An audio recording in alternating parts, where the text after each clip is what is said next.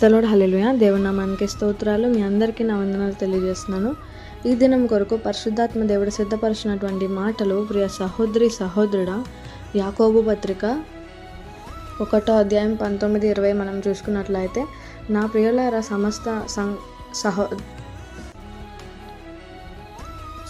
నా ప్రియ సహోదరులారా, మీరు ఈ సంగతి ఎరుగుదురు గనుక ప్రతి మనుషుడు వినుటకు వేగిరపడివాడును, మాట్లాడుటకు నిదానించువాడును, కోపించుటకు నిదానించిన వాడై ఉండవలను. ఎందుకనగా నరుని కోపము దేవుని నీతిని నెరవేర్చదు. హల్లెలూయా. ఈ మాటలు వినుచున్నటువంటి ప్రియ సహోదరి సహోదరుడా, ఈ దినమైతే పరిశుద్ధాత్మ దేవుడు నీతో నాతో ఏం మాట్లాడాలనుకుంటున్నారంటే, నీ ఎమోషన్స్ని నీవు కంట్రోల్ చేసేటువంటి వ్యక్తిగా నీవు ఉండాలని చెప్పి దేవుడు మాట్లాడుతున్నారు. ఇక్కడ 3 పాయింట్స్ నువ్వు కంట్రోల్లో ఉంచుకోవాలని చెప్పి దేవుడు తెలియజేస్తున్నారు. ఫస్ట్ది ఏంటి? పేషెన్స్ కలిగి ఉండాలి. ఎదుటి వాళ్ళు చెప్పేటువంటి మాటలను కంప్లీట్ అయ్యేంత వరకు వినేటువంటి పేషెన్స్ నీవు కలిగి ఉండాలని చెప్తున్నారు. సెకండ్ది ఏంటంటే, నీవు మాట్లాడేటప్పుడు ఆలోచించి మాట్లాడాలని చెప్పి దేవుడు తెలియజేస్తున్నారు. మూడోది ఏంటంటే, నీ కోపాన్ని చూపించేటప్పుడు అది కరెక్టేనా కాదా, నా ఎమోషన్గా లేకపోతే నాకేదొస్తే అది బయటికి చూపిస్తున్నానా అని చెప్పి, నా ఎమోషన్ కరెక్టా, నా కోపం కరెక్టా కాదా అని చెప్పి ఆలోచించేటువంటి వ్యక్తిగా నీవు ఉండాలని చెప్పి దేవుడు తెలియజేస్తున్నారు. ఎందుకోసం దేవుడు ఈ యొక్క 3 మాటలు ఈ దినం మాట్లాడుతున్నారంటే, ఒక ఎగ్జాంపుల్, మన పితరులైనటువంటి మోసెస్ని మనం చూసుకున్నట్లయితే సంఖ్యాకాండం 20వ అధ్యాయంలో ఉంటుంది. అక్కడ దేవుడిని మోషే అడుగుతాడు. ఇశ్రాయేలు ప్రజలకు దాహమయ్యి వారు బాధపడుతుంటే నీళ్ళు అని అడుగుతుంటే మోషే వెళ్ళి ప్రార్థన చేసినప్పుడు, నువ్వు వెళ్ళి ఆ రాయితో మాట్లాడు అని చెప్పి దేవుడు తెలియజేసినప్పుడు మోషే ఇప్పుడు వాళ్ళు ఫ్రస్ట్రేట్ చేసిన దాన్ని బట్టి, ఇరిటేట్ చేసిన దాన్ని బట్టి మోషే కోపంతో వెళ్ళి ఆ రాయితో మాట్లాడమంటే ఆ రాయిని కొట్టినటువంటి వ్యక్తిగా ఉన్నాడు. ఈ యొక్క స్టోరీ ద్వారా దేవుడు ఏం తెలియజేయాలనుకుంటున్నారంటే, మోషే అక్కడ తన ఎమోషన్స్ని కంట్రోల్ చేసుకోలేదు. తన ఎమోషన్ని వెంటనే అట్లా వ్యక్తపరిచేటువంటి వ్యక్తిగా ఉన్నాడు. దానివల్ల దేవుడు వాటర్ ఇవ్వకుండా ఉన్నారా? లేదు, ఇచ్చారు. బట్ కాన్సిక్వెన్సెస్ అయితే తను ఫేస్ చేయాల్సినటువంటి వ్యక్తిగా అయితే ఉన్నాడు. దేవుని ప్రణాళిక ఏమైంది మోషే పట్ల? కానాను వరకు తన యొక్క ప్రజలను, ఇశ్రాయేలును నడిపించాల్సినటువంటి వ్యక్తిగా ఉన్నాడు అని చెప్పి దేవుడు తన ప్రణాళిక తెలియజేశారు మోషేకి. కానీ ఇప్పుడు తన ఎమోషన్స్ని కంట్రోల్ చేయకుండా, దేవుడు చెప్పిన మాటకి విధేయత చూపకుండా, తగ్గింపు లేకుండా మాట్లాడమంటే తన ఎమోషన్స్ని, ఇతరులు తనని ఫ్రస్ట్రేట్ చేసిన దాన్ని బట్టి తన ఎమోషన్ని కంట్రోల్ చేసుకోకుండా తన ఆ ఎమోషన్తో ఆ కర్రను, కోపంతో ఆ రాయిని కర్రతో కొట్టినటువంటి వ్యక్తిగా ఉన్నాడు. దానివల్ల కాన్సిక్వెన్సెస్గా ఏం జరిగిందంటే, దేవుని ప్రణాళిక తన జీవితంలో నెరవేరకుండా అక్కడే ఆగిపోయింది. ఎట్లా అంటే, ఇప్పుడు దేవుడు తన ప్రజలను మోషే కానాను దేశానికి నడిపించాలని చెప్పి దేవుని ప్రణాళిక. కానీ మోషే తన ఎమోషన్స్ని కంట్రోల్ చేసుకోకుండా, పేషెన్స్ లేకుండా ఉండడం వల్ల కాన్సిక్వెన్సెస్గా తను ఇశ్రాయేలు ప్రజలను నడిపించకుండా, కానాను దేశం చూడకుండా మోయాబు దేశంలోనే మరణించినట్టు మనం వాక్యంలో మనం చూస్తున్నాము. ఇప్పుడు మన ఎమోషన్స్ని మనం ఎప్పుడైతే కంట్రోల్ చేసుకోకుండా, ఎప్పటికప్పుడు చూపించేస్తూ కంట్రోల్ లేకుండా ఉన్నప్పుడు దేవుని ప్రణాళిక మన జీవితంలో నెరవేర్చకుండా మనకు మనమే ఆపేస్తున్నామని చెప్పి దేవుడు తెలియజేస్తున్నారు. అందుకోసమే దేవుడు తన ప్రణాళిక నెరవేర్చకుండా ఆగిపోవడానికి మీ యొక్క ఎమోషన్స్ కారణం అని చెప్పి దేవుడు ఈ దినం నీతో నాతో మాట్లాడుతున్నారు. ఎప్పుడైతే నీ యొక్క ఎమోషన్స్ నువ్వు కంట్రోల్ చేసుకుని, ఇప్పుడు మోషే తన ఎమోషన్స్ని కంట్రోల్ చేసుకుని, ఆ రాయితో కోపాన్ని కంట్రోల్ చేసుకొని, ఓకే దేవుడు మాట్లాడమని చెప్పారు కదా, కొట్టమని చెప్పలేదు కదా అని చెప్పి ఆ ఎమోషన్లో తను ఆలోచించకుండా ఆ ఎమోషన్తో కొట్టినటువంటి, కోపంతో కొట్టినటువంటి వ్యక్తిగా ఉన్నాడు.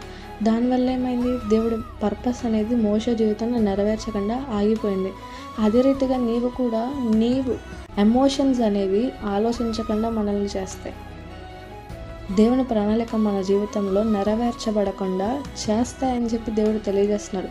ఈరోజు కూడా నీ యొక్క లైఫ్లో నీ యొక్క ఎమోషనల్ స్టేటస్ అనేది కంట్రోల్లో లేకుండా అప్పుడప్పుడు అవుట్ ఆఫ్ కంట్రోల్ వెళ్తుందని చెప్పి ఆలోచించుకోమని చెప్పి దేవుడు తెలియజేస్తున్నారు. దానికి కంట్రోల్ నీవు కలిగి ఉండాలని చెప్పి కూడా దేవుడు మాట్లాడుతున్నారు. అందుకోసమే ఫస్ట్ మాట్లాడడానికి ఇతరులు మాట్లాడేటప్పుడు ఎందుకు వినాలి పేషెన్స్తో అంటే, వాళ్ళు ఏం తెలియజేస్తున్నారో నీకు అర్థం అవ్వాలంటే మాటలు వినాలి, వినయం కలిగి ఉండాలి, తగ్గింపు కలిగి ఉండాలని చెప్పి దేవుడు తెలియజేస్తున్నారు. రెండోది ఏంటంటే, మాట్లాడేటప్పుడు నిదానించి మాట్లాడాలి. నిదానించి మాట్లాడడం వల్ల ఏంటంటే, ఇప్పుడు నువ్వు మాట్లాడేటప్పుడు ఆలోచిస్తావు, ఏమని, నేను మాట్లాడేటువంటి మాటలు కరెక్టా కాదా అని చెప్పి ఆలోచిస్తావు.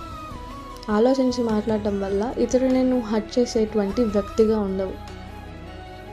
నీ యొక్క మాటలకి అర్థం అనేది తెచ్చేటువంటి దానికి హెల్ప్ అవుతుంది నువ్వు ఆలోచించి మాట్లాడడం వల్ల. అదే ఇప్పుడు థర్డ్ వన్ మెయిన్ ఇంపార్టెంట్ ఏంటంటే ఎమోషన్స్. ఈ మూడు ఎమోషన్స్తో కూడి ఉన్నవే.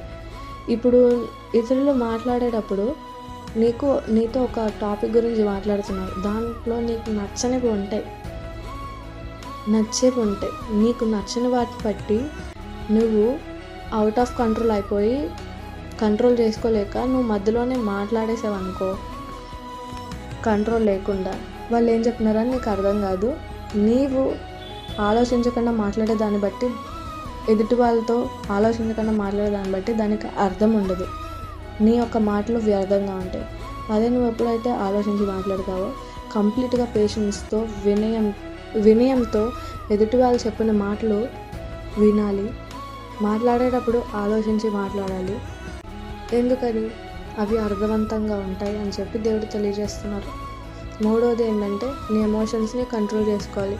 నీ ఎమోషన్స్, మన హ్యూమన్ ఎమోషన్స్ అనేవి కోపం కానీ, బాధ కానీ, ఏదైనా కానీ, ఎమోషన్ ఏదైనా కానీ, అదేంటంటే మన యొక్క ఆలోచన, థింకింగ్ ప్రాసెస్ని కిల్ చేస్తుంది. ఎందుకంటే ఇప్పుడు దేవుడు ఇది చేయొద్దంటారు. నీ ఎమోషనల్ స్టేటస్లో నువ్వు అది చేసేటువంటి వ్యక్తిగా ఉంటావు కదా. నీ ఎమోషనల్ స్టేటస్లో ఏంటంటే నీ యొక్క థింకింగ్ ప్రాసెస్ అనేది ఆఫ్లో ఉంటుంది. సో ఇప్పుడు నువ్వు దాన్ని కంట్రోల్ చేసుకున్నప్పుడు నీ థింకింగ్ ప్రాసెస్ని యాక్టివేట్ చేసేటువంటి వ్యక్తిగా ఉంటావు. సో నువ్వు ఆలోచించినప్పుడు, నాకు వస్తున్న కోపం కరెక్ట్ కాదు, ఎందుకు వేస్ట్ చేసుకుంటున్నా ఎమోషన్స్ని, కోపం అనవసరంగా తెచ్చుకుంటున్నా అని చెప్పి ఆలోచించుకుంటావు.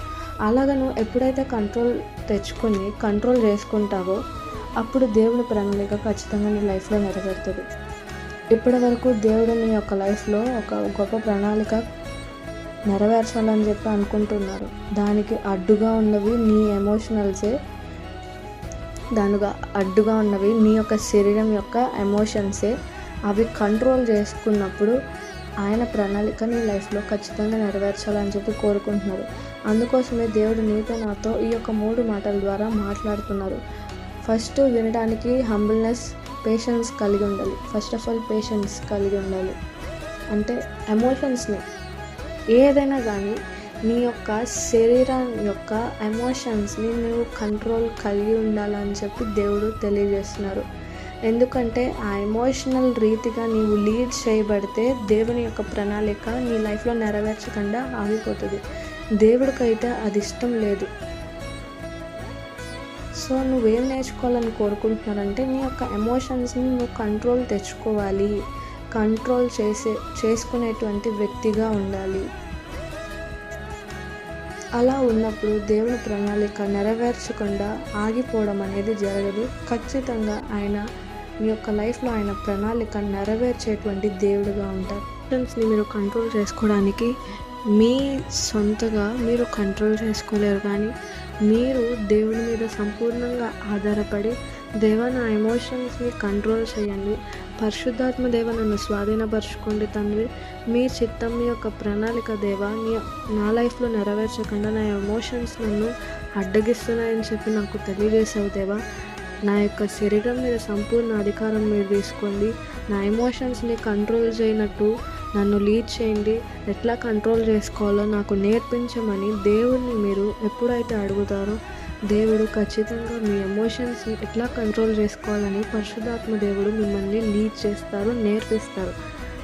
పరిశుద్ధాత్మ దేవుడు సహాయం అయితే మనకు కావాలి. పరిశుద్ధాత్మ కోసం మీరు అడగండి, పరిశుద్ధాత్మ దేవుడు మీకు వాటిని ఓవర్కమ్ చేయడానికి హెల్ప్ చేసి దేవుని ప్రణాళిక మీ లైఫ్లో నెరవేర్చబడడానికి హెల్ప్ చేస్తారు.